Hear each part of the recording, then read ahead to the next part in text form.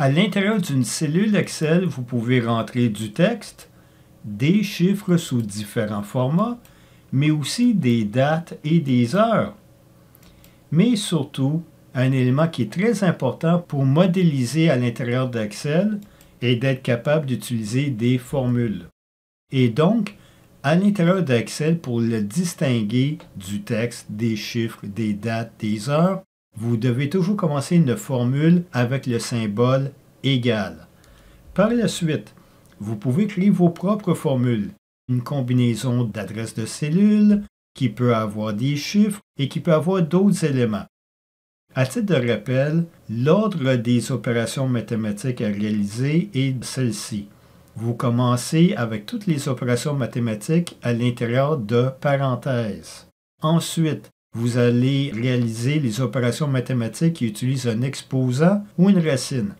Peut-être que vous n'êtes pas habitué dans Excel, mais l'accent circonflexe est utilisé pour décrire l'exposant. Par exemple, 2 exposant 3 ou 2 accent circonflexe 3 vous donnerait le résultat de 8. Et vous avez aussi la fonction racine que vous pouvez utiliser. Ensuite, vous allez réaliser toutes les opérations mathématiques qui ont des multiplications ou des divisions, pour terminer avec toutes les opérations mathématiques ayant un plus ou un moins. Et je vous rappelle que toutes les formules se lisent de la gauche vers la droite. Dans cette fonction, on voit une combinaison de chiffres, une opération mathématique avec le contenu de ces deux multiplié par 1000 et une fonction somme qui donne le total du contenu des cellules D2 jusqu'à G2. Mais en fait, qu'est-ce qu'une fonction? Une fonction, c'est un processus qui calcule, qui traite ou qui extrait une information à partir des données que vous avez fournies et qui va vous donner le résultat que vous escomptez. Dans les exemples suivants, on montre la fonction somme qui va faire l'addition de toutes les cellules entre B5 jusqu'à B25 ou la fonction moyenne qui fait la moyenne du contenu de toutes les cellules entre C5 et C25 inclusivement, ou on a la fonction si qui dit que si le contenu de B2 est plus grand que 10, on va faire B4 multiplié par 10%. Sinon, ça sera 0. À titre de rappel, toutes les formules à l'intérieur d'Excel vont commencer avec le symbole égal. Ensuite, vous allez avoir le nom de la fonction qui indique quelle action celle-ci va réaliser. Ensuite, vous avez les parenthèses dans lesquelles on va entrer à l'intérieur les paramètres ou les arguments que vous allez avoir besoin pour avoir le résultat escompté. Il faut mentionner ici que le point-virgule est utilisé comme séparateur des arguments ou séparateur des paramètres. Si vous utilisez Excel en anglais, le séparateur d'arguments sera la virgule.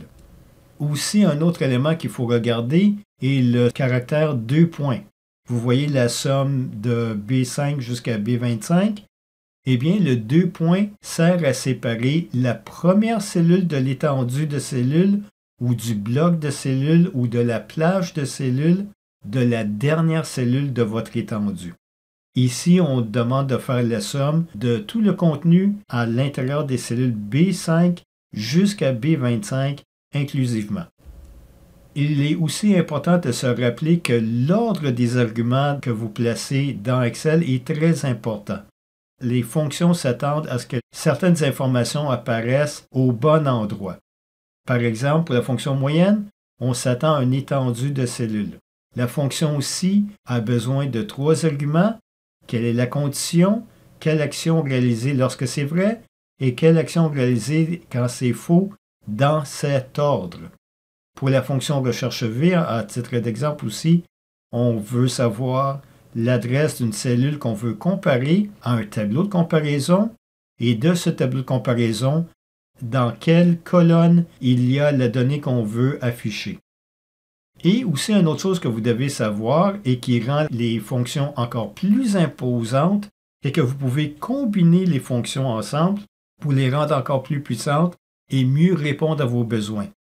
Dans l'exemple ici, on a la fonction si et à l'intérieur des arguments de la fonction, on utilise d'autres fonctions. On a imbriqué d'autres fonctions à l'intérieur des arguments de la fonction. Par exemple, ici on dit si la moyenne de B5 à B25 est plus grande que 10. On utilise la fonction si à l'intérieur de l'argument des conditions.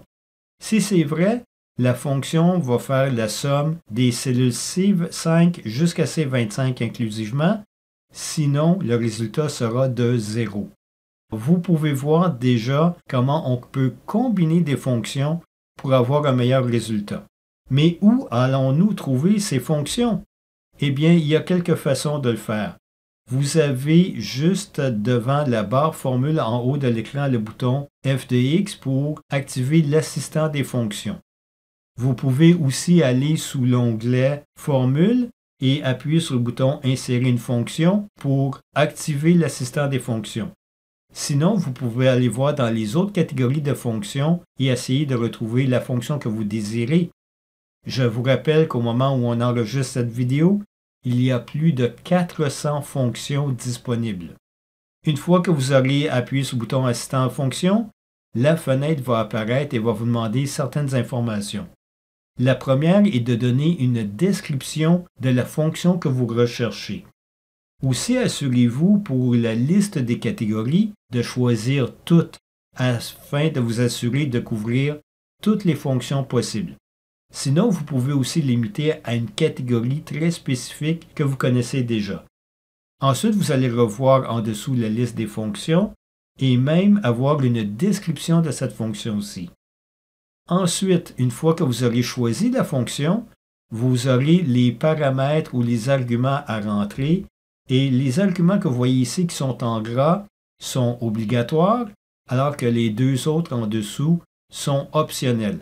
C'est à vous à décider si vous devez rentrer des informations dans ces paramètres supplémentaires ou optionnels selon vos besoins. Et vous allez aussi avoir une description de chacun des arguments ou des paramètres que vous pourrez utiliser pour savoir comment les utiliser exactement. Une fois que vous aurez rentré les paramètres requis, vous appuyez sur le bouton OK et vous aurez créé votre formule. Vous pouvez aussi, après un certain temps, après avoir pris de l'habitude avec certaines fonctions, de les écrire directement à l'intérieur de Excel. Ici, on commence à écrire la fonction VPM, on écrit juste VP. Il y a juste la fonction VPM par la suite qui sera disponible et vous voyez une description de la fonction par après. Et pour assurer de prendre la fonction, vous allez appuyer sur le bouton Tabulation à l'écran pour confirmer et ensuite, vous aurez juste à commencer à entrer les arguments de la fonction. Et comme vous voyez ici, il faut commencer avec la fonction taux, le taux par période. Ensuite, ça sera le nombre de paiements et la valeur actuelle. Et entre crochets, vous voyez les paramètres ou les arguments optionnels. À titre de rappel, vous allez commencer toutes vos formules avec la fonction égale. Voici la liste des priorités des opérations mathématiques, entre parenthèses, exposant et racines, multiplication et division, addition et soustraction, et vous allez toujours lire la formule de gauche vers la droite. Et ensuite, vous pourrez combiner vos éléments, que ce soit des chiffres, des opérations mathématiques ou l'utilisation de fonctions. Et pour vous rappeler, une fonction, c'est un processus qui calcule, qui traite ou qui extrait l'information que vous avez besoin à partir des informations que vous avez fournies pour vous donner le résultat escompté. Et la structure des fonctions est toujours la même. Le nom de la fonction, entre parenthèses, la liste des arguments que vous avez besoin. Vous allez utiliser le point-virgule comme séparateur d'arguments.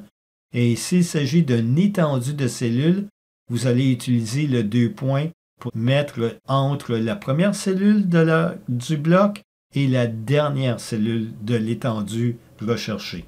Et pour rendre vos fonctions beaucoup plus puissantes et qui répondent mieux à vos besoins, il est possible de combiner et d'imbriquer l'une dans l'autre des fonctions. Alors, une fonction à l'intérieur d'une autre fonction, vous allez certainement avoir besoin d'utiliser cette structure pour répondre à vos besoins. Si vous avez apprécié cette vidéo, appuyez sur le pouce pour le démontrer Vous pouvez décider de vous abonner à la liste des vidéos et être avisé quand il y aura une nouvelle vidéo. Et vous pouvez aussi la partager avec parents et amis. Et si vous désirez plus d'informations, vous pouvez aller sur le site lecompagnon.info ou voir d'autres vidéos sur YouTube. À la prochaine!